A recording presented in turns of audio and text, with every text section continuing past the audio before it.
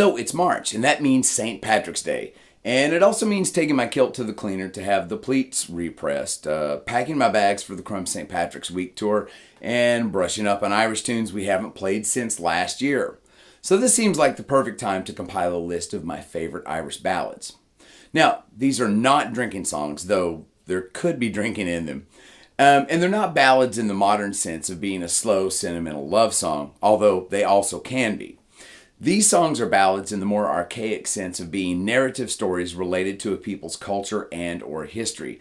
And these stories can be based on real events or circumstances, or they can be entirely fictional. Regardless, these songs reflect the common experiences of Irish individuals and communities both home and abroad. So let's jump into my list of favorite Irish folk songs or ballads.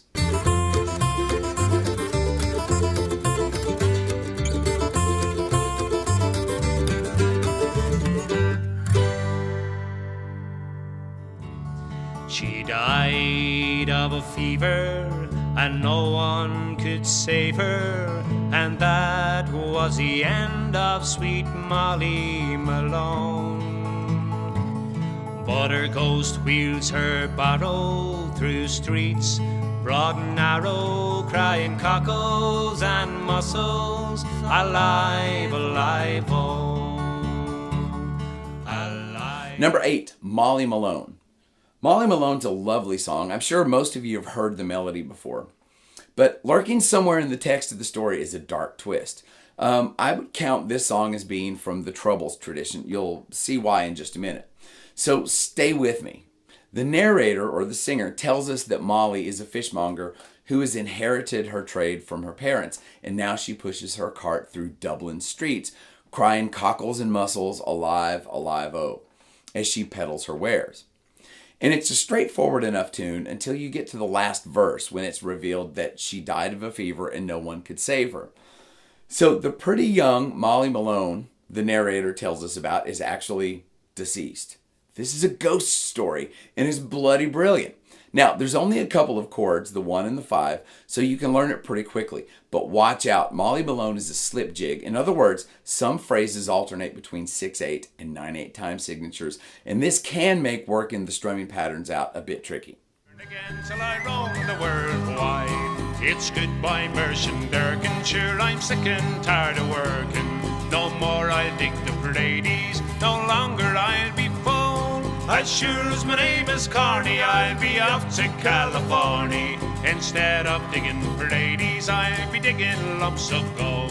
Well, I've called it Girls in Blarney and Kentucky. Number 7, Muirsheen Durkin. This is a song about immigrating to the United States to search for gold during the California gold rush of '49. So after years of boozing and cruising, our protagonist has decided to leave his home and his job digging Parades, or potatoes, to find his fortune, because there's gold and jewels aplenty for the poor and for the gentry in the United States. And this is a fairly common theme in Irish tunes from this period, and it reflects the desire of working class Irish to improve their lots in life. And the reality was that as a subjugated people trapped in a rigid class system, this was nearly impossible in the United Kingdom. So our protagonist claims, sure as my name is Carney, I'll be off to California, where instead of digging Parades, Mr. Carney will in fact be digging lots of gold. Now, the big question here seems to be, what is Muirsheen Durkin? Well, the best explanation I've seen so far is that it's his Irish boss's name. Apparently, in some Irish dialects, and somebody please check me on this, Muirsheen is how the name Martin can be pronounced. So when Mr. Carney says, goodbye, Muirsheen Durkin, sure, I'm sick and tired of working, it is in fact his resignation. I play this one in D, and there's only 2 chords, D and A, or A7. So there's no reason you shouldn't slip this one into your repertoire. On the Leeds and Selby Railway, I was wearing corduroy breeches, digging ditches, pulling switches, dodging hitches. I was working on the railway. In 1844, I landed on the Liverpool shore. Well, me belly was empty, me throat was raw, with working on the railway, the railway. Number 6, Poor Paddy Works on the Railway. Now, the Irish often speak of the Troubles, and this song definitely reflects that tradition. This song deals with 7 years of poor Paddy's work history. So, apparently, in 1841, Paddy put his corduroy breeches on, and he begins working for a rail company building the rail lines themselves. And in each successive year, he moves from Hartlepool to Crewe, begins working for the Leeds and Selby Railway. He moves to Liverpool. He remembers the deceased Danny O'Connell. He quits the railway to carry a hod, and this brings us to 1847, year 7, when Paddy was thinking of going to heaven to, of course, work upon the railway. And although this seems like just a rowdy, slightly humorous pub sing-along tune, it sure seems like this is, in reality, a protest tune commenting on the treatment the Irish received at the hands of the British Crown. The minstrel boy to the war is gone. In the ranks of death you will find him. His father's sword he has girded on, and his wild harp slung behind him. Land of song, say the warrior bard, though all the world betrays thee, one sword. Number 5, The Minstrel Boy. This is the ultimate fight song. That's actually not correct. This is a bona fide battle hymn. In fact, it's not unusual to hear the Minstrel Boy used as a regimental hymn for fire departments, police departments, and military units, and of course their affiliated pipe bands the world over. The song recounts the story of the Minstrel Boy, a warrior bard who falls in battle defending his country from tyranny with his father's sword, which he is girded on, and his wild harp slung behind him.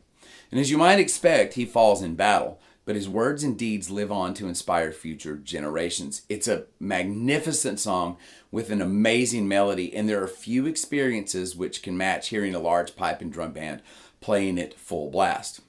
So, here's my kilt pin. It's a sword and a harp.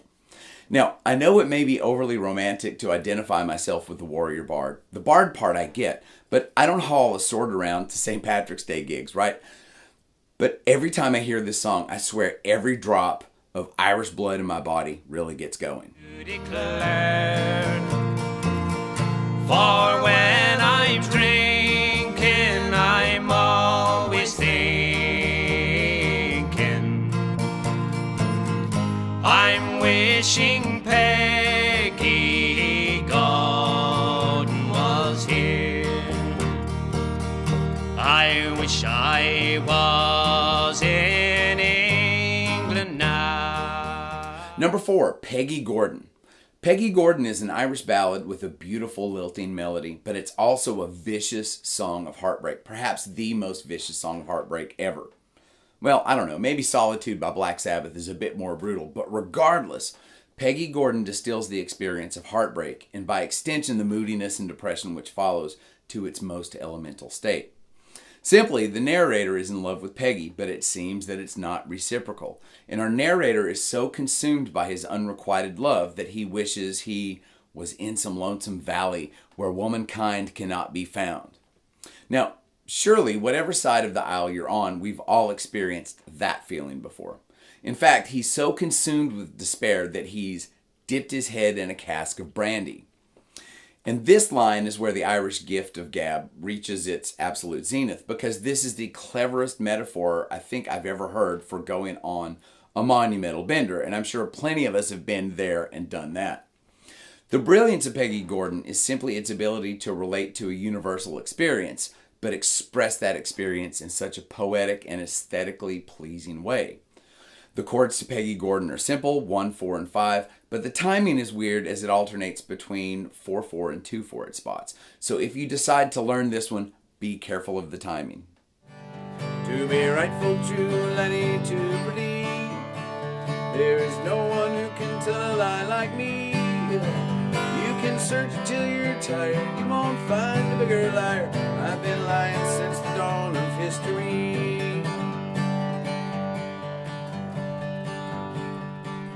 Number 3, The Liar. What a fun, funny tune. And I promise every word is empirically and verifiably true. The lyre is quite similar to the Irish rover, and check out my commentary here. And it's similar in that it just keeps piling layer upon layer of blarney, stretching the credibility of the narrative way beyond the breaking point. Now, throughout the tune, the narrator boasts not only of his ability to shovel the sheep dip, but also of how long he's been doing so. And here are some sample lyrics. I saw Eva picking apples off the tree. She turned around and offered one to me. I said to her, dear madam, you should take this up with Adam. I'm going home to have some fish and chips and tea. Here's another. I saw Delilah cutting Samson's hair. She snipped away until his head was bare. When he couldn't run away, she married him next day, and they opened up a barbershop in Clare. And by the end of the song, the narrator recounts how during World War II, the European heads of state surprise him by remodeling his house. Of course, this song is utterly ridiculous, but that's the whole point.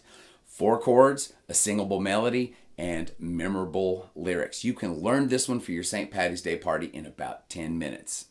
And the board and the egg and the egg and the nest and the twig and the twig and the branch and the limb and the tree and the tree and the bog down in the valley. Oh, the rat and bog down in the valley. Oh, the rat and bog down in the valley. On that feather there was a flea, a flea, rat and flea, and the flea and the feather and the board and the egg and the nest and the twig and the branch and the limb and the tree and the bog down in the valley. Oh, the rat and bog down in the valley. Oh, the rat and bog and the bog down in the valley. Number 2, Bogged Down in the Valley-O. So, Bogged Down in the Valley-O is a bit of a children's song, but based on the reactions we get every St. Patrick's Day, I would say it's also a drinking song. Yeah, I know, it's the Irish. Go figure.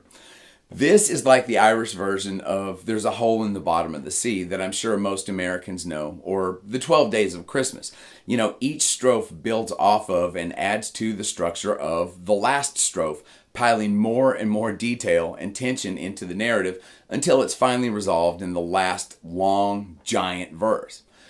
And this song becomes especially fun on St. Patrick's Day, especially after a few, let's say, celebrations, because this is a lot of words to spit out correctly in a slightly altered state of consciousness.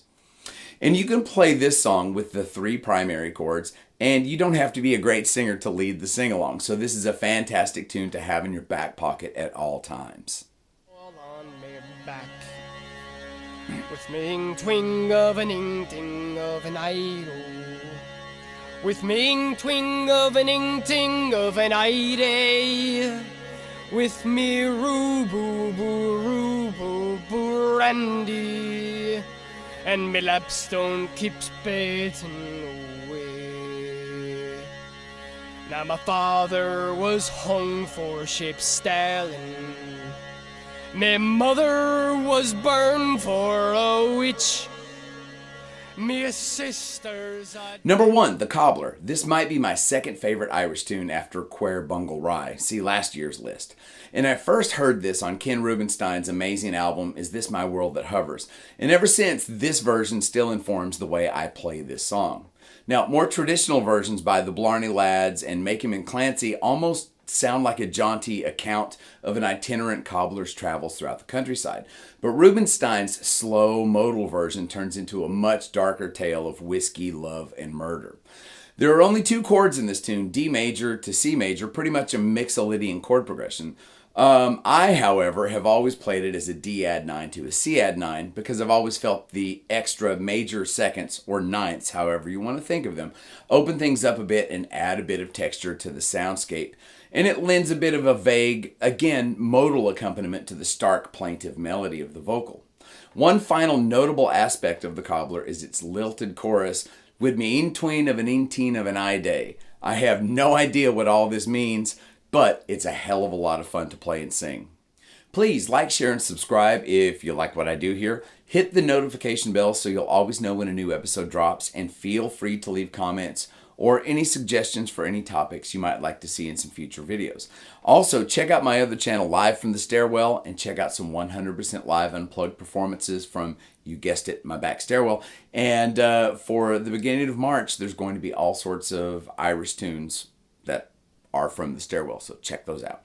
Also, keep your eyes open for String 'em Up shorts, where I address various good guitaring ideas in under a minute.